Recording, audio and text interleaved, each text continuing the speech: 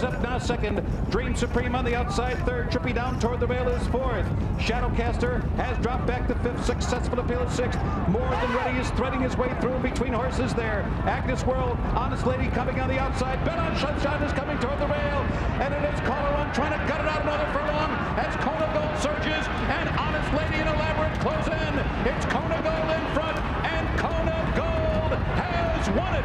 Alright, welcome back to Racing Rundown. Today, on this video, it's my debut on the 2020 A Case for Racing Immortality series, where we take a look at all the Hall of Fame candidates, evaluate their bids for the Hall of Fame, and judge whether or not we think a particular horse is a Hall of Famer. As you can probably tell by the title for this video, we got Kona Gold today. Just a little bit of a look at what Kona Gold did in his record. Kona Gold was a really nice horse, really durable, ran for a bunch. Ran in 4 Breeders' Cup sprints. You don't see that at all today. Horses run that long. You didn't really see it very often back then. Very durable horse, Kona Gold. His trainer, Bruce Headley, always talked about his old school methoding and, all that. And that definitely could have been a very big beneficiary of why Kona Gold was able to have such a longevity, running from 1998 all the way up through 2003. He did not make the Breeders' Cup Sprint in 2003, but he ran all the way up into 2003, which is an accomplishment in and of itself. I already mentioned his trainer, Bruce Headley. He was owned by Bruce Headley as well as a various group of other people in partnership, and he was ridden by Alex Solis. He was actually Alex Solis' first Breeders' Cup winner. Alex Solis inducted to the Hall of Fame in 2014. Now, probably with Kona Gold, his most recognizable achievement on the racetrack was his perfect year in 2000, the defining race of his career, the Breeders' Cup Sprint in 2000, when he won that, set a Breeders' Cup record, which, at least on a dirt surface, still stands. Midnight Loot does have the fastest time for a Breeders' Cup Sprint in total, but if you remember back in 2008 when he ran that Breeders' Cup at Santa Anita, that was run on an all-weather cushion track surface, so that's why Kona Gold still does hold the Breeders' Cup record for 6 furlongs on a natural dirt surface, which, for the record, his time was 1:07.60, which is a sensational time. You don't need me to tell you that. Sensational time for 6 furlongs, especially in a Breeders' Cup Sprint, which had some very good runners that year. But that 2000 season, Kona Gold had a perfect year and would carry on that record for very long time, only losing in 2000 up until he lost the Palos Verdes in 2001. But just to talk a little bit about Kona Gold's Breeders' Cup Sprint, he ran against a very nice filly, Honest Lady, who was one of Bobby Frankel's many horses that just couldn't break through for him in Breeders' Cup competition. I've always said all the talk around John Sadler, before John Sadler there was Bobby Frankel, but that's a topic for another episode. Honest Lady was a really nice filly for Bobby Frankel, Juddmonte, and Kent DeSormo. There was also in that race More Than Ready, who ran a decent race in the Kentucky Derby, one of Todd Pletcher's first runners, and then there was also Caller One, who ran some nice races and would run third in the 2001 Breeders' Cup Sprint.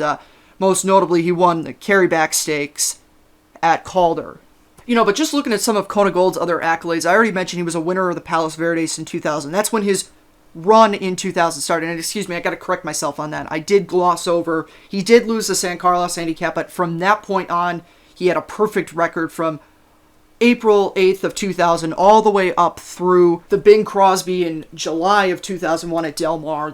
From that point, Kona Gold was undefeated. That included the run that he had in the Breeders' Cup and one of his several wins in the San Carlos handicap. Some of the big races he put up in 2000, in addition to that Palos Verdes, which I already talked about, he was a winner of both the Bing Crosby and the Ancient Title Breeders' Cup handicap, both back when those races were on the Breeders' Cup Series. They still are on the Breeders' Cup Series, but when they called those Breeders' Cup handicaps, the Ancient Title, if you remember, is now the Santa Anita Sprint Championship, just to clear up any confusion there.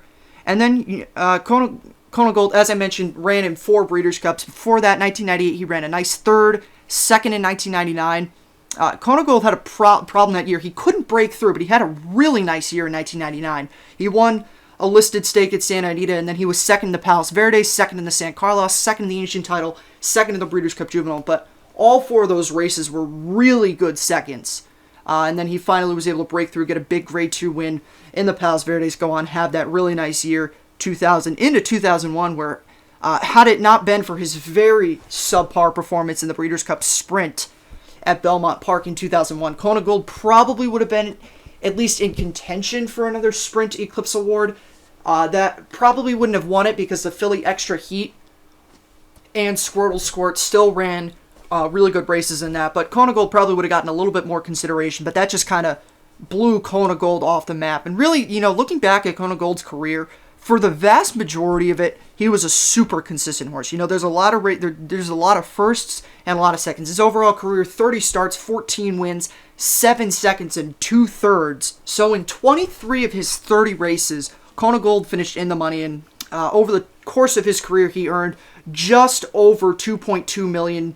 To be exact, $2,293,384 in total. And of course, that was in 2000 when the Breeders' Cup Sprint was only a $1 million race. So if he was running in today's time, that could have significantly been more.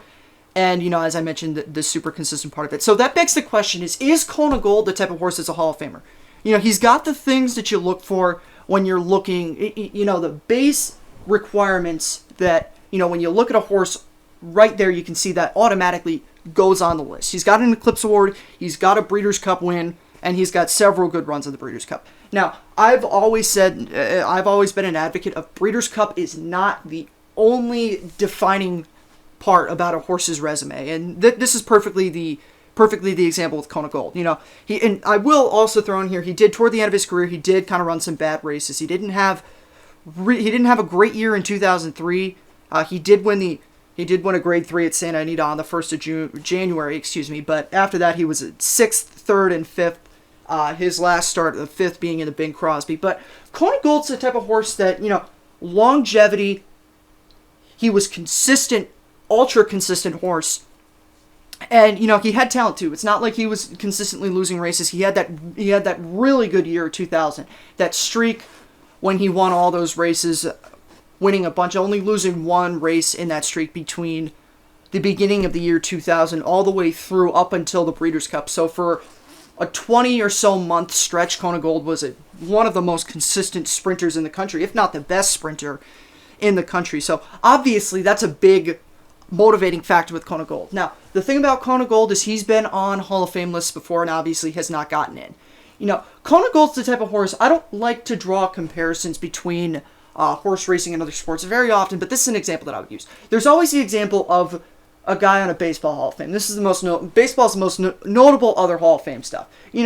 There's always those guys that are up there in their 8th, 9th, 7th, 8th, and 9th ballots that, they're very good baseball players, but, the question has been asked of them on their previous bids, were they super spectacular, or are they like Hall of Fame worthy? That's the better way to phrase it. And, Kona Gold, the question being asked at that point might not have, at that point, Kona Gold, like a first ballot type, something like that, maybe not necessarily first ballot type or a high level Hall of Famer, but at this point, I would say with Kona Gold, giving him all the respect for his consistency, his several great runs in the Breeders' Cup, 3rd, 2nd, 1st, and his total runs in the Breeders' Cup I said 4 at the top of the show. He had 5 Breeders' Cup runs, so I do apologize about that. One of his Breeders' Cup runs did kind of slip under my radar, but I would say with Kona Gold, Eclipse Award winner, Breeders' Cup champion, those are the two things that you look at a horse right there, automatically go into consideration for this. And I think it's time that Kona Gold is recognized for the fact that he was a really consistent horse, won a lot of races, Breeders' Cup champion, Eclipse Award winner. Doesn't have the shiniest record. He did run, as I mentioned, he did run some bad races toward the end of his career. After he was 6th in the 2002 Breeders' Cup Invitational, the Triple Bend Breeders' Cup Invitational, Hollywood Park, he only won one race between that and his final race to Bing Crosby. He did run 4th in the Breeders' Cup Sprint at Arlington in 2002. So my verdict on Kona Gold, Hall of Famer, yes. And I would put him in at this point. I would give Kona Gold the respect for the consistency, the longevity, and the fact that he was a Breeders' Cup champion, Eclipse Award winner, and also another thing to add on there, he does still hold the fastest Breeders' Cup sprint time on dirt. So a lot of things in Kona Gold's corner. That's my opinion on it. I think Kona Gold should be inducted to the Hall of Fame. But let me know what you think in the comments. If you think that Kona Gold is a Hall of Famer, or if you think that he should be given, or if he should have to wait for several more years, or if he's just not a Hall of Famer at all. I'll be interested to hear what you have to say, and we will be back with Wise Dan in the next segment of this Hall of Fame series. So we'll see you then. Outside, they line up at the top of the lane. Three great sprinters in a big one here. Lexicon at the rail. Kona Gold on the outside, and Love That Red on the grandstand side. Lexicon offers no resistance. Kona Gold and Love That Red come to dispute it. Love That Red on the grandstand side, but Kona Gold is